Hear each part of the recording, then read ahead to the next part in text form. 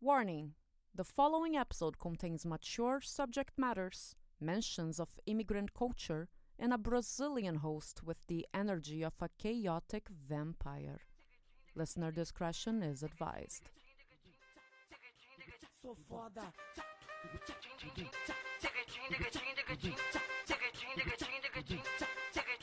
Sou foda. Sou foda, na cama te esculacho, na sala ou no quarto, no beco ou no carro. Eu sou sinistro, melhor que seu marido, esculacho seu amigo, no escuro eu sou perigo.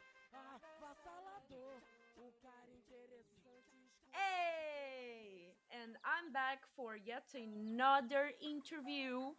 Here with me today, we have Guled Abdi. He is a stand-up comedian, a sketch writer and performer, and he is also part of the Tall Boys, also seen on CBC Jam. Bringing you up now. Hi, Guled. Thank you so much for Hello. joining me. Of course. Thank you for having me. Thank you. So before we get started with the interview, I wanted to ask you something. Do you remember meeting me? Because I remember meeting you. We've met a handful of times. I don't know when we first met though. Was it like if I had to guess, was it at a stand-up show? It was at a stand-up show. Okay. Yes. It was in one of those Etobicoke shows into those like small bars. Was it Placebo Space? Yes. Oh wow, okay. Yes. And that night in particular, a bunch of, I guess, old men decided to walk into a show Oh. and they heckled me in my Oh no. very first year or so doing stand up. And I got out of stage feeling a little, I guess, intimidated by the heckled. And you came up right after me and addressed my hecklers, but being like, Laura, don't worry. You don't have to do stand up for the extras of Trailer Park Boys. Oh, that's great. Oh, that's so funny. I like it. That was my Guled experience. That's great. Because as you're talking, and then I came up and then said nothing about that. I'm like, that would also be Guled as well, you know. yeah. But I called the extra Trailer Park Boys. I hope You they called feel them that burn till this day. extras. It wasn't even the Trailer Park Boys. It was the extras in it. So shady. I loved it. Oh, that's great. Oh well, no, I'm glad that. Yeah, no, that's the. It's so weird. You're doing comedy a lot of times. It's like I now describe it as just hostile audiences. You know, people Oh who yeah. don't want to be there or are there and like just do not want to have a good time, and they just like, man, why do I have to fight you to just get out a joke that I'm not even confident in? You know? Yeah. I think so much of that is why people have to get used to bombing in the beginning years of comedy, because so many shows you're doing at, the audience did not ask to watch your set. The No, audience not at doesn't all. care.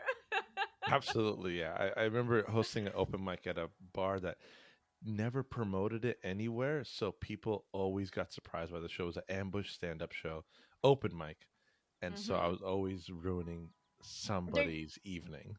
Yeah. And every time I was like, "Hey guys, I'm sorry, I know you guys came here to catch up, but you're about to hear some terrible jokes, so just That's 5-minute so warning." funny. So Guled, for the people who don't know you, why don't you introduce yourself a little bit? Yeah. Hey, what's up? My name is Guled Abdi. I am a Somali Canadian comedian.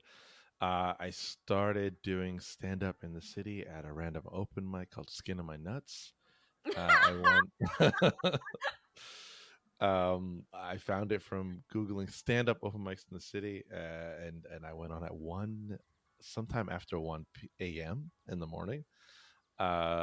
And I've been doing comedy since then. It's been about 8 years. I love stand up. I love doing sketch comedy.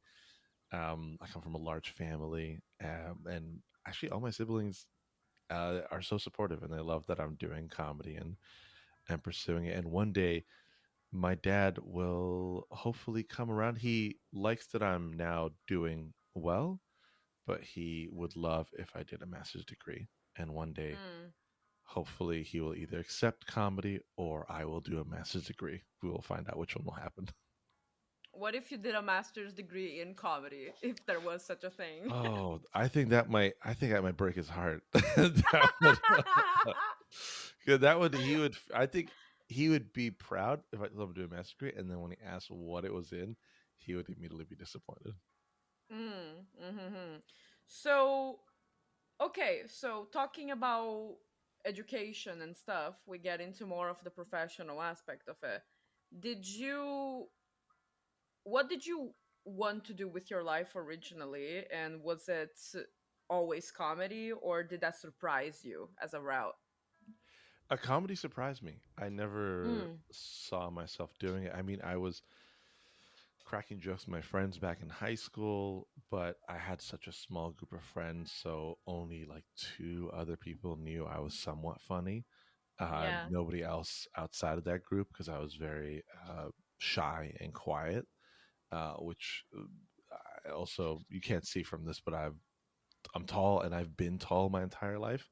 So I was just a shy, quiet, very tall person who was making my friends laugh. I went to university for science. I got a science degree, a bachelor's of science. I thought Really? I was, yeah, I thought first year I said I'm going to do med school like everyone else is doing a bachelor's of science. Mm-hmm. And then I saw my GPA after first year and I was like, maybe not.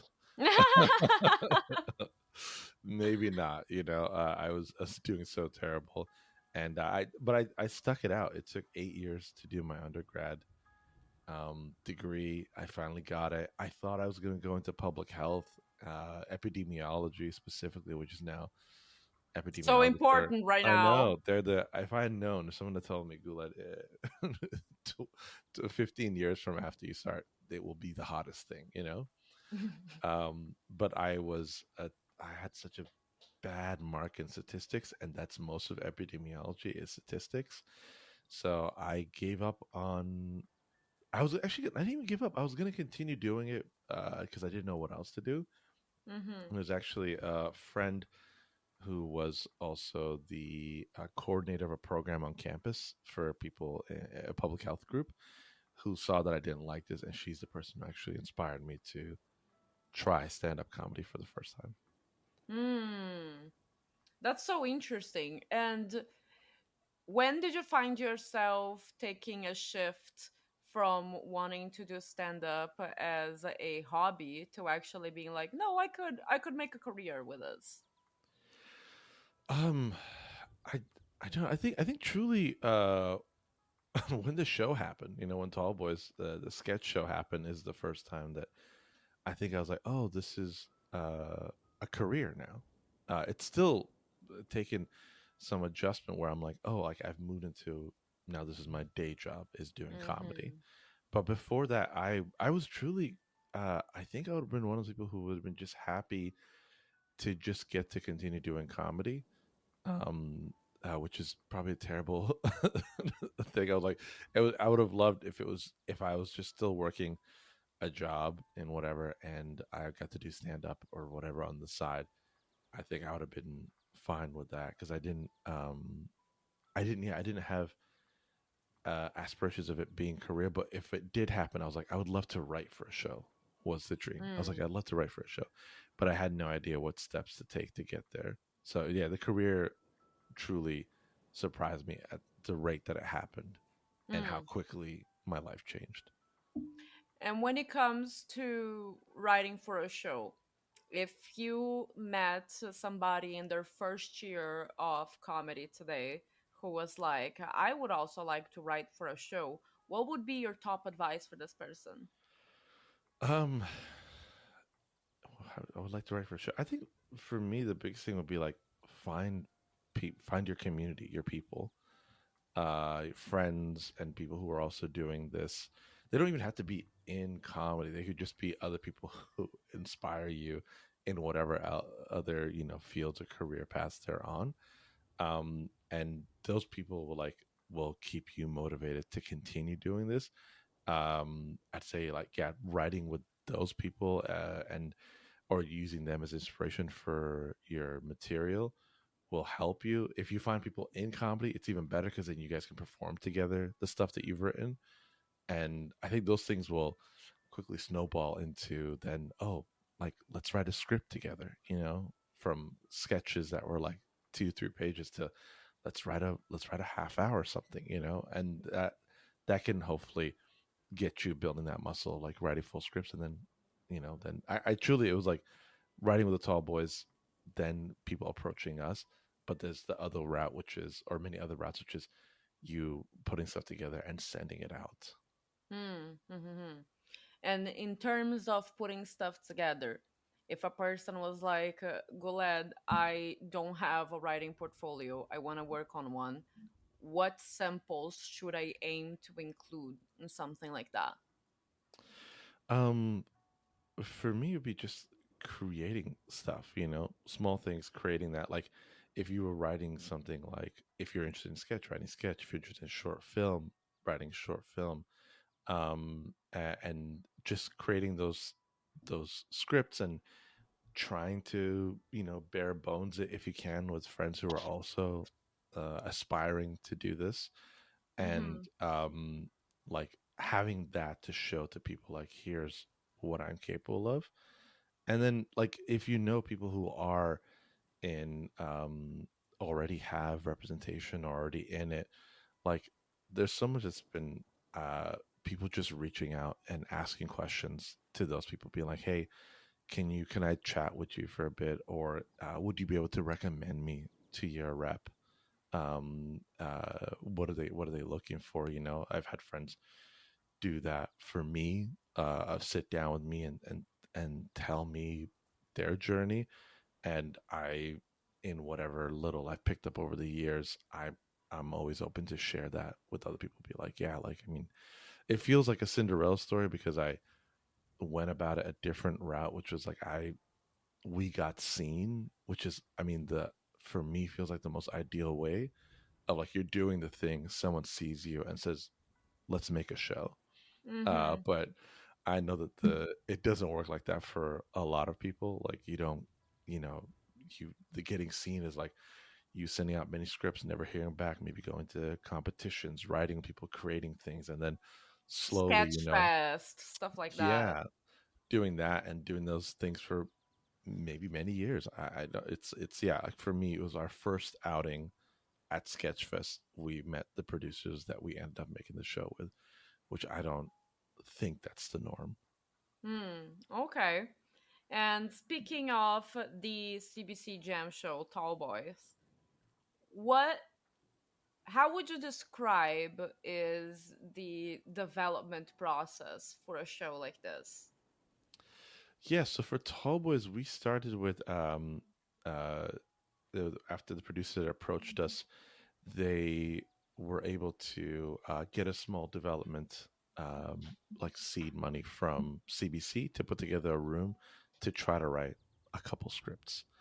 At that time, actually, those first two scripts were pretty much all the live sketches that we had. We had to learn how to translate it for TV because when you're writing sketch for stage, you're not really writing a slug line a lot of times of like interior house day because it's all on stage and people will imagine what it is because you'll set up the scene, be like, hey dad, and people be like, oh, probably at home, Mm. so learning how to translate that, we had a lot of a couple other writers, Adam and Luke, who were helping us formulate this, and then some more senior people in the scene who were sketch comedians themselves, still are, were helping us with the process of like literally walking us through, here's how you format a script, here's how to move things along faster. And so once we had those two scripts together, we had sent CBC, and there was a bit of back and forth over a span of a year and a half where they were giving us notes, still thinking about the idea. They came to watch us perform live, but Mm-hmm. and then we'd edit the scripts a bit more and send that in. And until eventually, like yeah, a year and a half later, they were like, all right, let's make the show. Yeah. Okay, and then and then when it comes to, for instance, season one of the show, what would you say is the timeline that it took from development to production to post and release? So season one, when did we start? We started that I think in about, I think we started that like close to the, yeah, maybe like November, around November. I think it was like we were in the room for about 3 4 months, I'd say. So I think all of it from room to then pre-production to then production and post was, I think, about 6 months. Hmm. 6 7 months, because we were filming it at the end of April, and we Mm-hmm. started in like, a little bit in November, but probably closer to January is like when things started in earnest. So yeah, so about 6 months of, by the time we had finished it, we were done in about June filming, and then post was already happening when you're filming, Yeah. because the dailies are being edited immediately. Like first day of shooting, they're Mm-hmm. already cutting and putting together. Either sometimes we filmed the entire sketch or bits and pieces, starting to put the timeline together. Here's the Hmm. sketch, we have this part of it, and then we're going to film this exterior scene another day and put that together. And when it came to the day of production, for instance, what was the filming setup for a show like Boys? Was it single cam, multicam, in studio, on Uh, location? it was, the first season was, mostly on location. Mm-hmm. This is, was pre-COVID. Sorry, you froze on your end, and I don't know. Can you still hear me? Hello? Oh, you're back. I can hear you. I can hear you. Okay, sweet. The first season was mostly on location. This is pre-COVID, so we were out shooting a bunch of spaces. I don't. We Yeah, it was all. I think it was pretty much all on location. I don't remember, Mm-hmm. many, if any, studio stuff that we had done in the first season. And so that was my first experience truly being in a production of that size, like having a whole production office and hundreds of people working in different departments, and their sole purpose is all creating the singular vision. So Mm-hmm. people, props being like, what do you want to hold in this scene? And I'm like, oh, I never thought about what I want to hold. I guess a cup. And they're like, Yeah. and do you think, is there any food on the table? I'm like, chips. you know so there's like those small things where like people will, like, with the script, the clearer it is and the easier it is for people to give you options for things. But it was so fascinating to see, like, oh, this is one person's entire job is to make sure that the place is populated with things, you know That's and so this interesting. so like that's props being like, and props does, yeah, they do food, they do drinks, they do, weapons as well, like Yeah. they do a lot of stuff. So seeing how, like, wow, it gave me an appreciation for how TV and film is made, of like, oh, it's such a, like, it's such a crazy process how many people have to be on their A game to create even the smallest thing. So every day being like, wow, like the lights had to be working. If any technical glitches were happening, like people were on it and trying to troubleshoot it. Filming in You're outdoors and being like, oh, we've created so many ways of filming in a forest, still getting power. How do we get lines to be in the middle of forest? Who's running the smoke? Who's doing this? It's so like was so cool. But yeah, but the production process was, uh, um, I guess it's, multi-camera is more, stage stuff. This was single camera, but we had two cameras that we were shooting with. Mm-hmm. And Bruce was the director of it, Mm-hmm. and so yeah, a lot of it was on location stuff, and And different. then did you guys do like multiple takes of the same sketch with each camera getting different angles, or was it like one run through of the sketch with both cameras taking it live?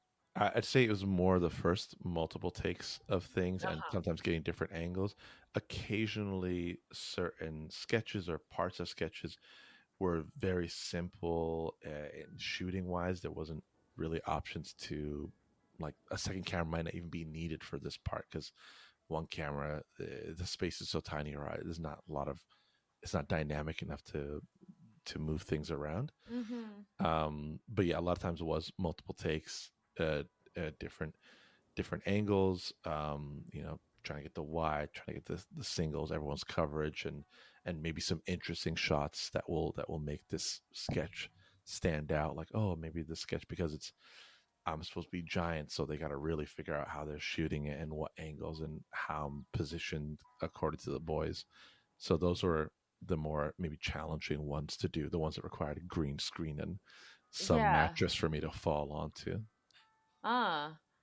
So for a listener who is just getting used to the world of entertainment, what how would you describe a walkthrough of a production day on set for you to get everything that you want to get done in that day, like from getting to your dressing room or whatever until calling it a day? How would you walk somebody through that? Yeah, so that's a great question. So before anything happens, like already the first assistant director, first AD, they've already put together a schedule, that they figured out because they've worked on many productions, and so they understand how long it will take to shoot different things, locations, how many pages we're shooting, what the weather will be, and they've coordinated with a lot of the departments to like make sure we have that they have everything they need to shoot. So a typical day would start with we get picked up by transport. He'll come get the performers. We get taken to set. When we arrive on set, the first thing is they'll take walk you through the most tedious parts of it. But like be like they'll be like, do you want something to eat for breakfast? I'll get that ready for you while you get into your costume or wardrobe. And so I've been put in order, like, yeah, give me do we got pancakes? All right, I love some pancakes. And then now I'm gonna go and put in my outfit for the day. When I arrive at my set in my dresser, there'll be what they call the sides for the day. So like the scripts that you'll be shooting for that day, and the wardrobe will be set up for you. And once I put that on, I head to makeup, get the hair and makeup done.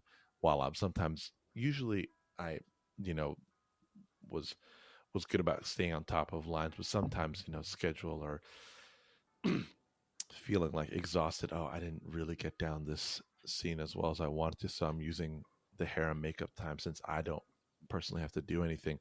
I'm just sitting in a chair while someone's, making me look beautiful. I just can go over these lines and be like, oh, but and then sometimes if we're in the scenes together, we'll be like, hey, do you guys want to, one of the other person be like, do you guys want to run lines together while we're getting ready? And so we do that, get the lines together. And then after hair and makeup, depending on what the schedule is like, either we go straight to set or maybe back to a trailer to wait to be called to set because they're still setting up maybe lights or getting the room ready, or cameras or whatever aren't fully good to go. But once we get on set, we'll there'll be a little safety meeting all the time on top of the day, just to be like, we're going to be doing this, we're going to be outside. Maybe if there's a day where this particular maybe we're going to have fake guns on set, so that announcement will be made. We'll be using some when the time comes, the props people will walk through the fake guns, and if anyone has any questions or concerns and stuff like that, we'll address that for the day. But just getting everyone started on the same page, and then after that, it's just a matter of just running through all the different scenes. Sometimes we're shooting an entire sketch, we're getting it all in on one part of the day because it's a sketch where we're all indoors.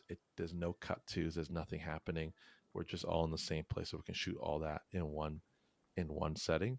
But other times it will be bits and pieces of sketches, which is always the fascinating part of seeing that cut together. Because I might shoot this one little piece where I'm in a restaurant, and the part where I'm outside, we shoot that 3 weeks later.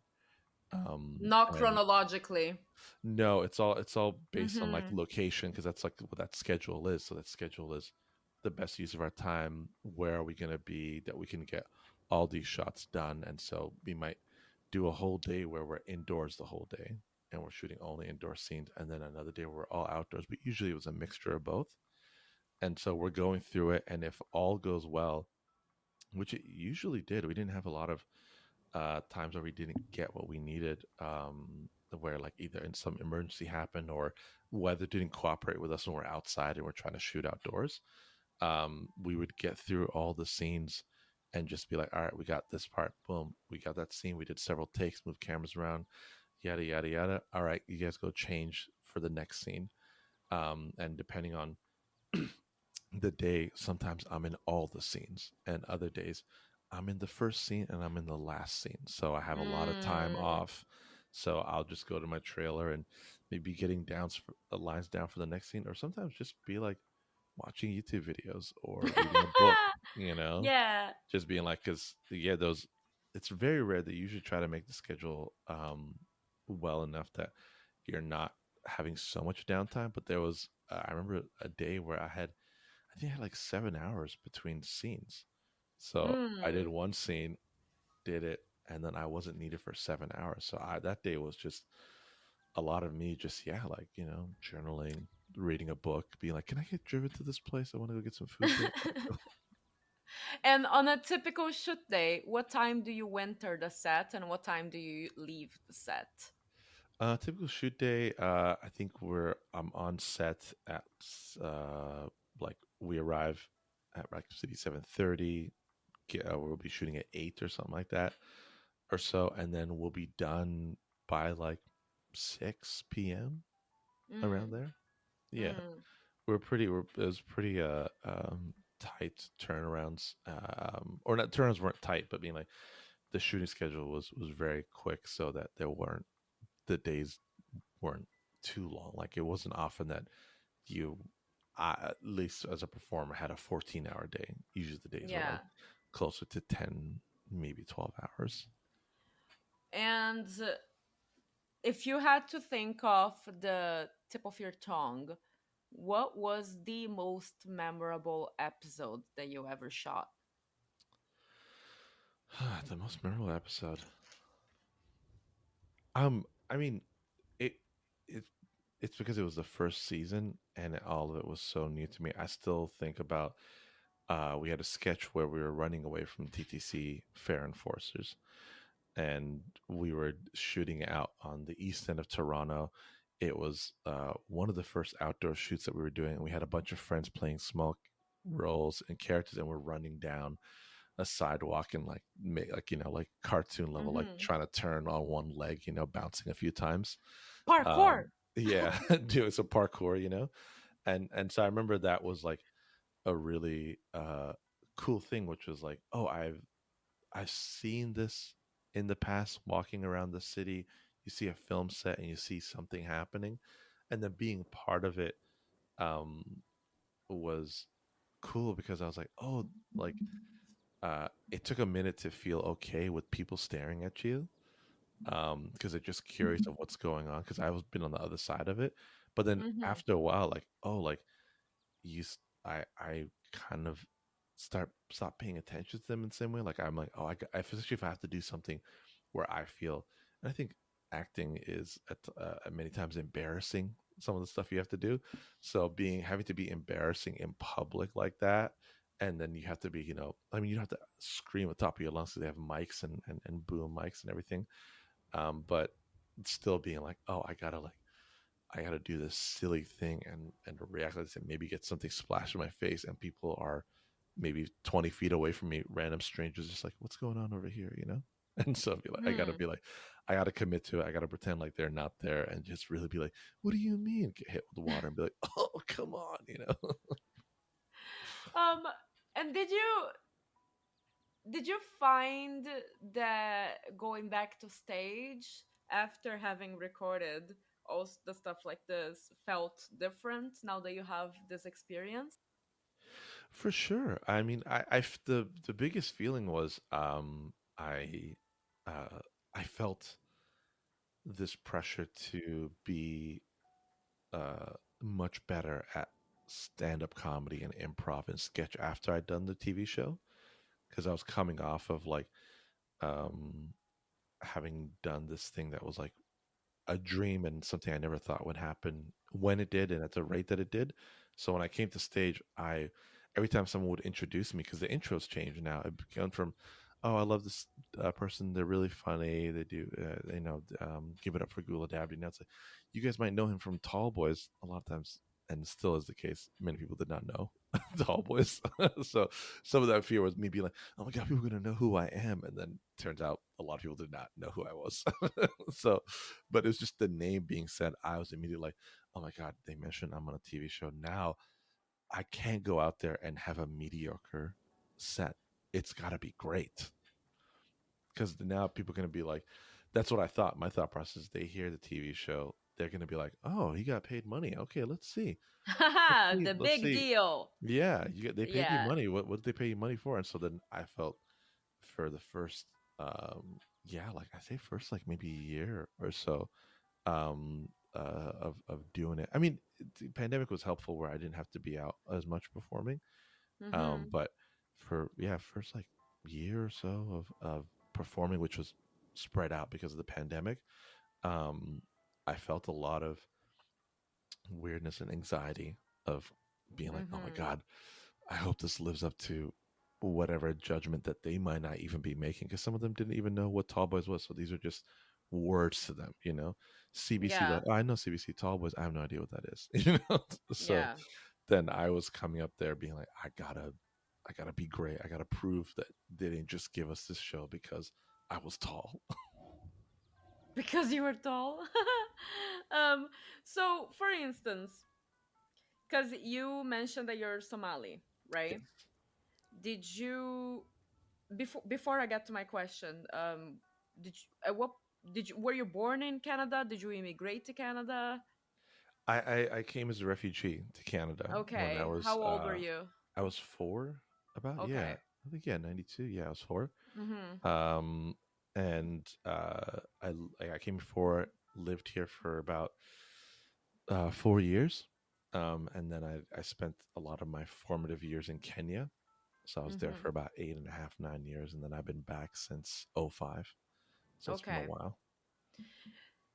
Did you where was English at for you when it came to adapting back to Canada? Were you fluent? Did you have to adapt to it? When I first came, I didn't speak a lick of English.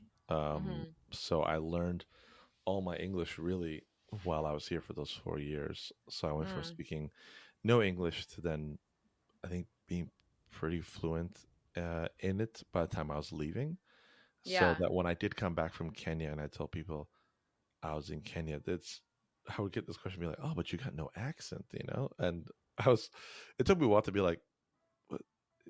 Okay," I was like, I'd be like, "Oh, because I came here first," and so I Yeah. used to take that as a point of pride. When I look back and be like, "What does it matter if I had no accent because I learned it there, or even if I did have an accent? Like, it's not. You still understand what I'm saying. But Yeah. people were just so surprised. Kenya, no accent, being like, guys, not even in Kenya, people who grew up and lived there for the entire life, some have accents, others don't. It's all really dependent on, Mhm. like, where you are, The and individual. yeah. Mhm. Did you find that being an immigrant in any way affected how you felt about the entertainment industry in Canada? I knew nothing about it as because in the Somali community at that time, I mean, there were people I knew who were in it, but the names that came to mind were like, oh, Iman the model, and other people who were big at that level, but I didn't know too many people who were just doing it, like, oh, someone is a Mhm. production coordinator or they're a writer or whatever. I didn't know. I knew some friends who wrote for magazines and stuff like that, but nobody that I knew who was in film and TV in that way. So Mhm. the only thing was I felt um, worried about was uh, when I first started was like, oh, I can't, I don't want to be performing in front of my people because I was worried about their judgment. Um, and truth be told, I think a lot of that was my own fear of like having like some of my family members or people I looked up to who didn't like that I was doing comedy. But the truth is, even within my own family, most of the people who I cared about and loved were so ecstatic that I was doing comedy and were like my number one fans from day one when I was not like even anywhere like decent enough to warrant that level of love, but they just loved me. That they were like, "You're great, man, dude," and they would come watch shows where I was like, I did fine. It wasn't it was like sometimes terrible, but a lot of times it was fine. Like get some laugh stuff, but they were just so happy that I was following my dreams. So they were such Yeah. big supporters of that. But yeah, I had no other like I didn't have any true worries or fears about it because I didn't know anything about it. Knows anything that anybody when I was starting, at least my friends and stuff and family would talk about. Hmm. Interesting. And would you say that you have a favorite Somali restaurant in Toronto? I mean, it still is. I mean, it's the OG Hamdi. I would say is my favorite. It's HAMDI. It's in the West End, Mm-hmm. Rexdale area, and yeah, that's like I love it. HAMDI. Yeah, Hamdi, and there's Okay. also another one, Istar, which is really great as well. That's I think it's like also in the West End. I think it's like Islington and Dixon area. Um, Mm. but yeah, I say Hamdi was for a while because it was my favorite because that's where my family went to eat a lot of times, so I have a lot of Mm-hmm. memories there.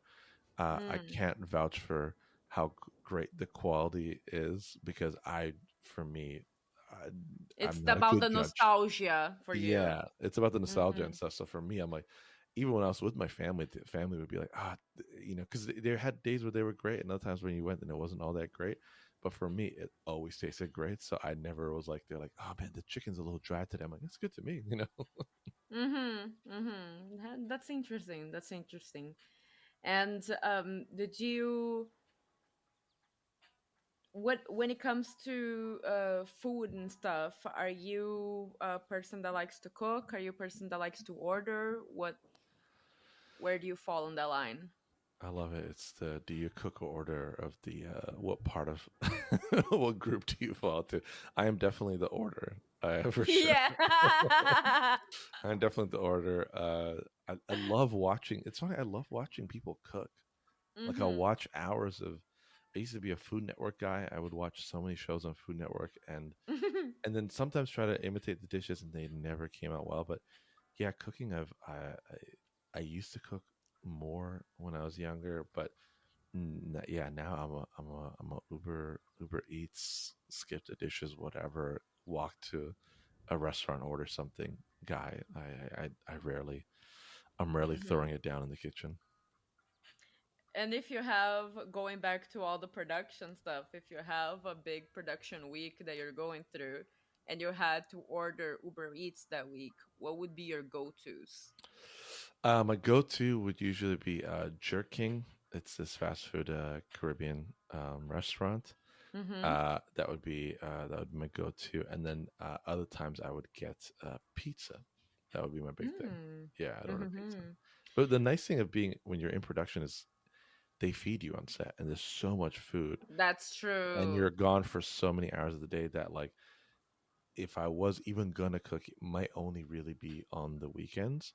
But a lot of Mhm. times I learned from doing it, being like, oh, I didn't have to even do grocery shopping when we're That's so shooting nice. because we're just out so much and I'm getting so much food. And when I come home, I'm literally coming home, getting lines down, sleeping, and then I leave the next day. So that if I did have groceries I bought, they would go bad. So I learned that from the first season. No grocery shopping while we're shooting.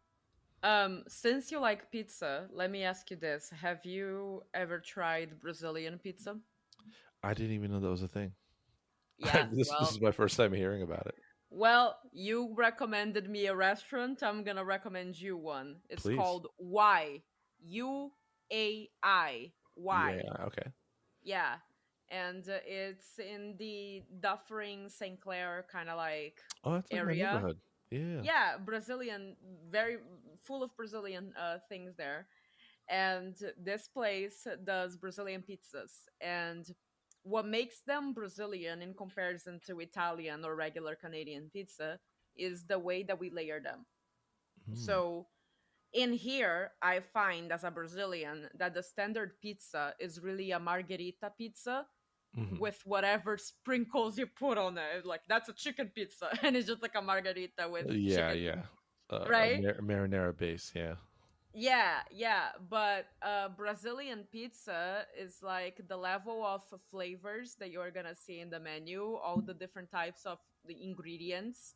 Hmm. What we do is we have a variety of different sauces for a specific type of specialty pizza, you Hmm. know, different type of cheeses that we use that Canadians don't use, and we Right. have both savory and sweet pizza even for dessert. Sweet pizza.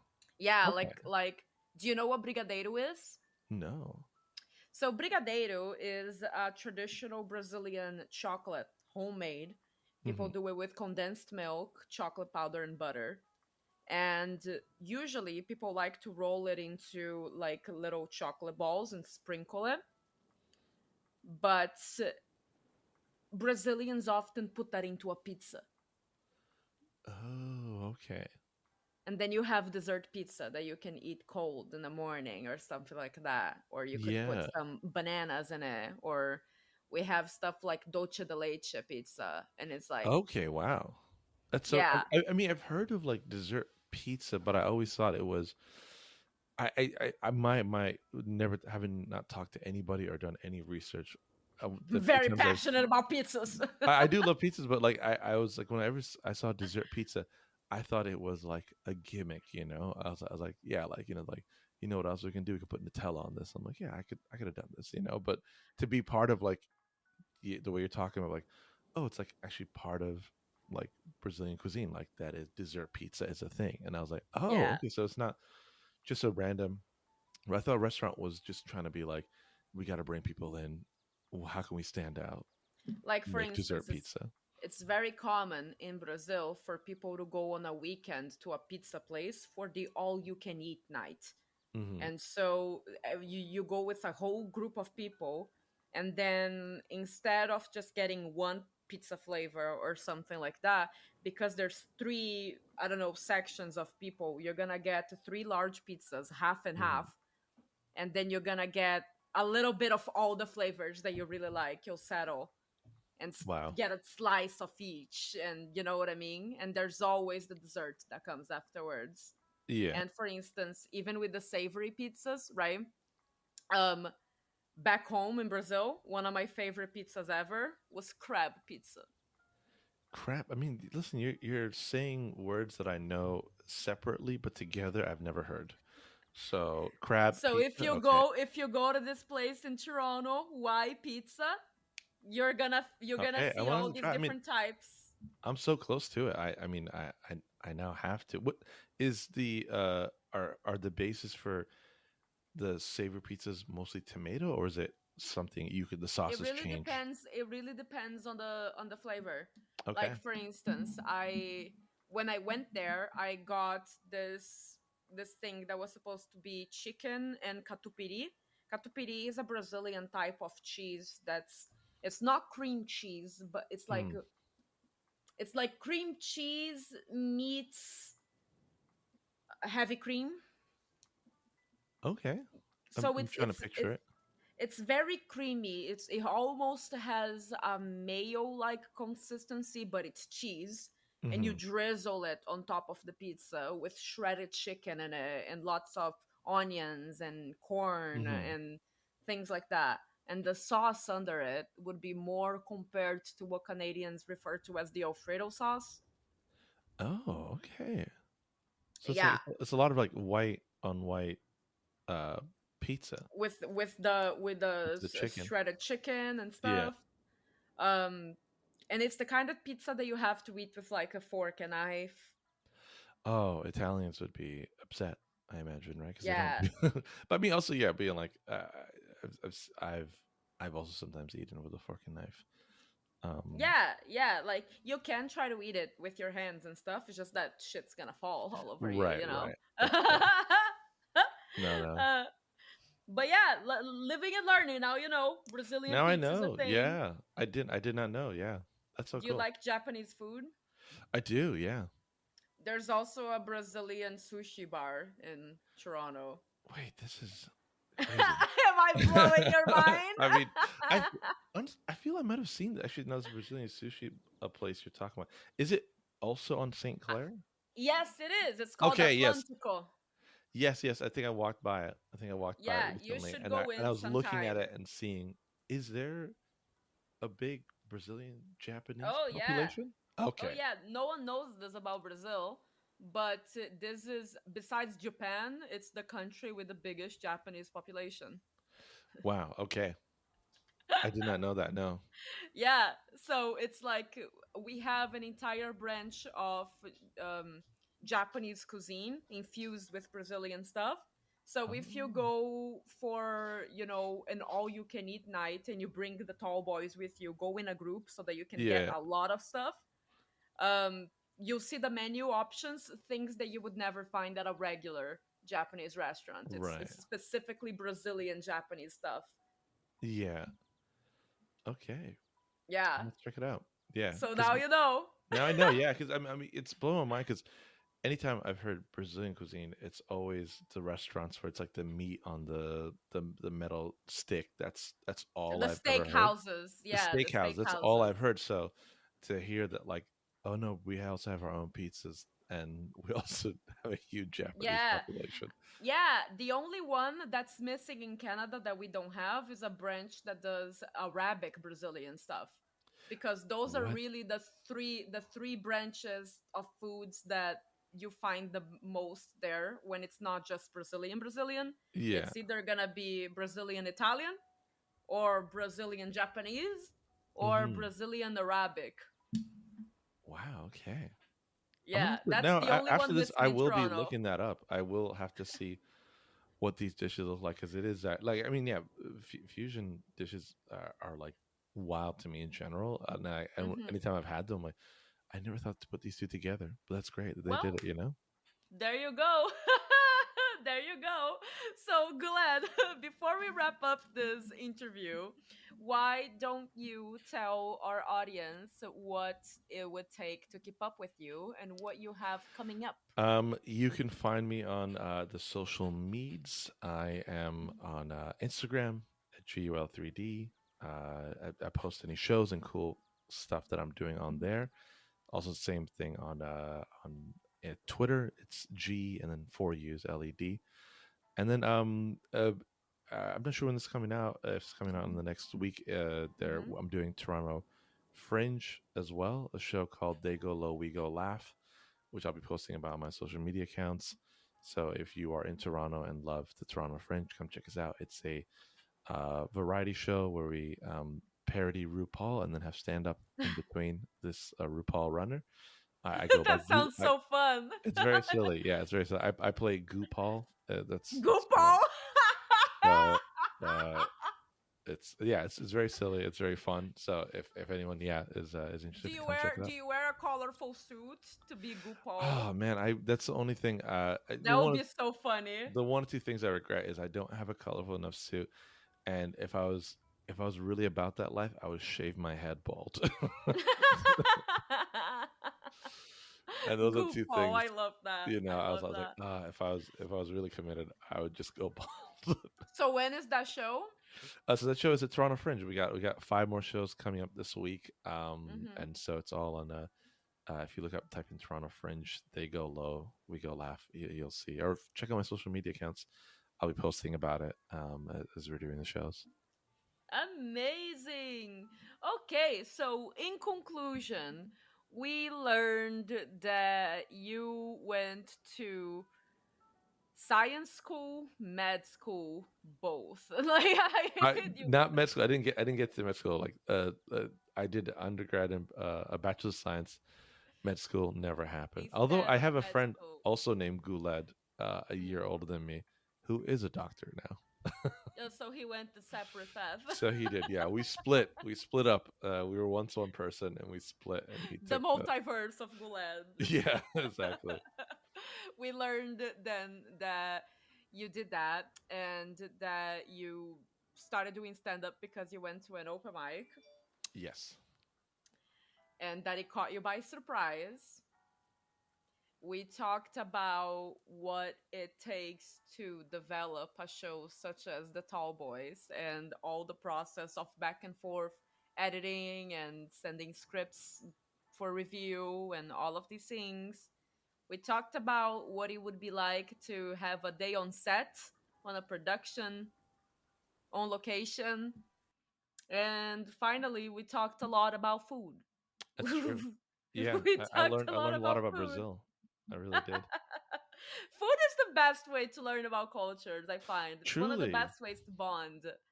Yeah, I am. This perfect time because I am hungry, and I'm like, should I do Japanese, Japanese Brazilian Well, food? now you know. Now you know. Yeah, Atlantico. I'd let to go. I know. I know. Okay, well, thank you so much for joining me for this, Glad. I was very happy to finally pick your brain about this production. I think I've been bothering Vince about this for like a few weeks, and he was like, "Talk to Glad, he knows more." Oh no, I think that's very sweet. Yeah, he's also like live busy working on some other shows as well these days. So I Yeah. appreciate him forwarding to me. But yeah, Yeah. I love chatting. I do. Yeah, well, this was very enlightening. And for everybody who would like to follow Guled, don't forget to check him out at GUL3D. That's right. Okay. And that's the show. Thank you, thank you, thank you. I'm going to stop recording now. And this was the episode. You've made it to the end. You listened to my voice this whole time and it didn't drive you crazy. Congratulations! Thank you so much for supporting me. I truly appreciate it. If it wasn't for you, I would be talking to myself. So, thank you! If you'd like to stay up to date with my weekly episodes and occasional videos, please follow me on Instagram and subscribe to my YouTube channel at Laura Faritos. If you'd like to stay up to date with my work besides the show, please go ahead and sign up for my monthly newsletter. There, I summarize key takeaways from my episodes, I share links to any other content I produce, and I also include tickets to comedy shows, so that's always nice. Finally, if you'd like to take an extra step and support the making of the show, please consider making a one-time donation, buying my merch, or signing up for my Patreon for just $2 a month. You get all my content ad-free, full length, and sometimes even the behind-the-scenes process. I'm looking at you, media production students. You like the show? Do you? Do you? You like the show? Prove it. Give me your money. Pay me cash. Dollars. I want dollars. This has been a public service announcement. See you in the next episode. Ciao, ciao. Sou foda.